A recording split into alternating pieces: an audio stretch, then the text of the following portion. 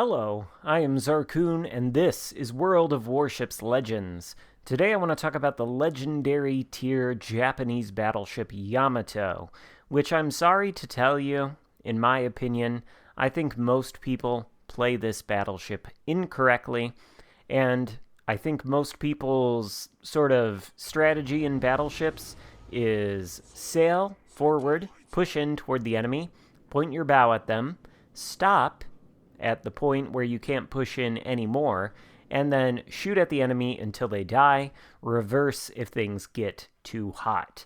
This is not a good strategy in the Yamato in particular. So one thing you're not going to see me do in this game is ever point my bow at any of these battleships and get stuck bow in. Now, last time I talked about this kind of concept, I got a fair amount of criticism for it, but I think this game is actually a better game to showcase this kind of concept in action.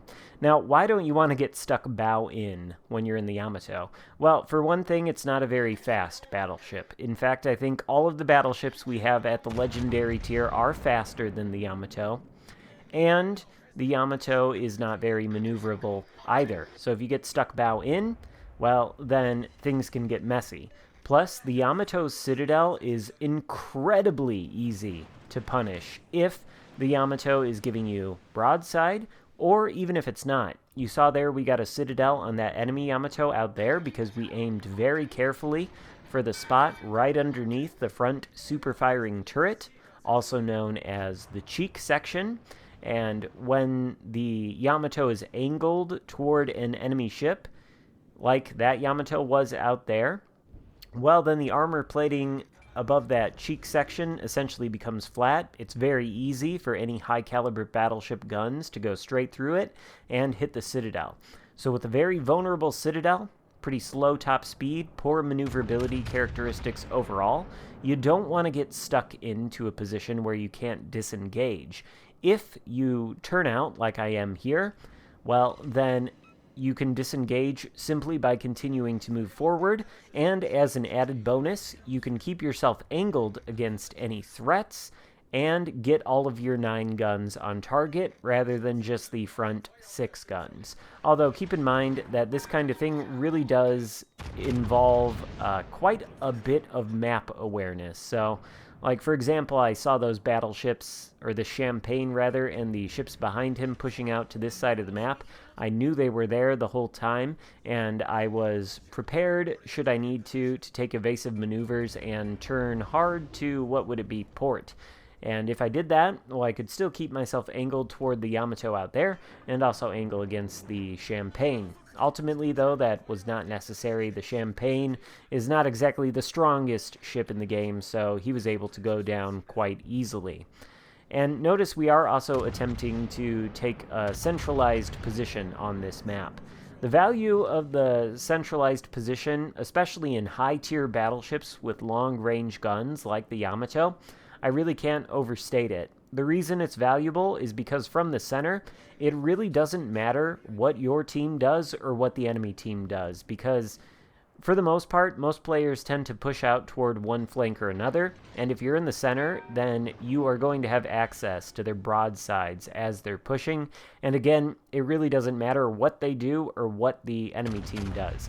Now, of course, the centralized position doesn't work if your teammates don't push out to the flanks. The idea is to create crossfires with your friendly battleships, and with the Yamato in particular, because it has 18.1-inch guns, it is capable of overmatching 32 millimeters of armor plating. And all of the high-tier battleships, including the legendary tier battleships and including the Yamato itself, have 32 millimeter plating.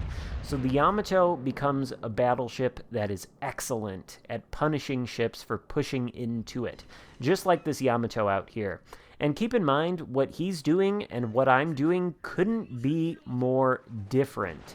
He is doing what I think most players do, which is, again, push in as far as you are comfortable with, point your bow at the threat, shoot at the threat until it either dies or has to run away, and reverse if things get too hot. But of course, reversing is not a very effective way to disengage, and ultimately this enemy Yamato has no way to disengage from this situation. If he wants to disengage, he has to reverse. And if he doesn't want to reverse and wants to try to disengage quicker, then he's got to turn either to port or starboard, and doing that is going to expose his broadside to me, so he can't do that. Also, he's probably getting frustrated because I have my Yamato built for concealment, so every time the 20 seconds expires after firing my main guns, my concealment goes down to, 12.7, 12.6 kilometers, and so I'm able to drop spot and disengage even easier should I need to. That Yamato is not, and as a consequence, he goes down. And note, he's taken a couple shots at us, but he hasn't really been able to do a whole lot of damage to us thanks to our angling. And now this Yamato out here, he's a little bit further away, actually a lot further away, and he is doing exactly the same thing. And he, likewise, is going to be punished for it, but he's going to be punished even worse because he is not only pushing into me. He's pushing into a Shimakaze and I think an Iowa up there by the island. So this is actually very much not an advisable move. And why am I turning in here? Well, for a couple of reasons. I'm quickly starting to run out of map real estate. I've got a long time before these enemies are inside of my concealment range, and I notice that the Yamato and the Tirpitz further out there in the distance are both moving in an easterly direction. If I move in a more western direction and they continue to move east, then we're going to come to a point where I can access their broadsides, and actually I can do that right now. The Tirpitz isn't exactly making it difficult as he shoots at us. We are still fairly well angled, and the Tirpitz is now turning in, but we're going to take the shot anyway. I don't actually think we're going to get great results, but now we're looking at the minimap and evaluating where the threats could be. We notice there is a last known location of a destroyer on the minimap, sort of near where the Tirpitz is. And as far as we know, the last time he was spotted, he was heading back toward the direction of the enemy base. Nevertheless, we don't exactly know how long ago he was last spotted, and he could easily be doing very different things right now. Plus, we have a friendly destroyer headed toward the base, but he has not yet reached the base, so none of the enemy team should know where he's at. Which leads me to think there's a possibility that the destroyer that was last spotted nearest the Tirpitz is maybe headed back in this direction. So I'm turning away because I don't want to push into a potential torpedo threat in the form of that destroyer. And of course the Tirpitz itself has torpedoes, and we don't want to push into him. That's the Tirpitz's entire goal here. He wants to push into us and torpedo him. We are not going to allow him to do so. We are cognizant, though, of the fact that the Alaska over there does have access to our flat broadside, but we think we should be safe because there's an island between ourselves and the Alaska, so he shouldn't be able to hit us. We're aiming at the Tirpitz's bow, we can overmatch it, and of course we hit it and take the Tirpitz down, netting us the high caliber medal and our second kill. We're up to 133,000 damage, doing exactly what I think the Yamato is designed to do. And, if you're one of the people that disagrees with me that this is an optimal way to play the Yamato, frankly, I think this game speaks for itself, and when we reach the end, you'll have to note my place on the leaderboard. I am number 1 on my team, and there are 8 battleships in this game, including me. Every single one of them, besides me, is on the bottom half of the scoreboards for their respective teams, aside from this Jean Bart next to me, who is going to, I think survive till the end, and who probably did a fair amount of damage. I think he's like 4th on the leaderboard for our team, but I am number 1. And again, all the other battleships in this game near the bottom of the leaderboards for their teams, particularly the 2 enemy Yamatos who did exactly what I described most Yamato players doing and were punished for it by me. This is why I think most people play the Yamato incorrectly, and I think a good game in the Yamato looks a lot more like this. This is not a battleship where you want to push in. This is in no way a brawler at all. Its citadel is just far too vulnerable, and oh my gosh, look at that dispersion. It looks godly. That had Dev Strike written all over it, but I think I aimed it a little bit too high, so it mostly missed the Alaska. He gets chunked there by the Jean Bart, and unfortunately he's able to kill our destroyer teammate inside of the enemy base. We've got a Shimakaze behind us in some kind of altercation with our friendly Alaska, but we can't shoot that Shimakaze. There's like 2 islands actually separating us from him, and we know the enemy Alaska disappeared inside of the now deceased friendly destroyer smokescreen.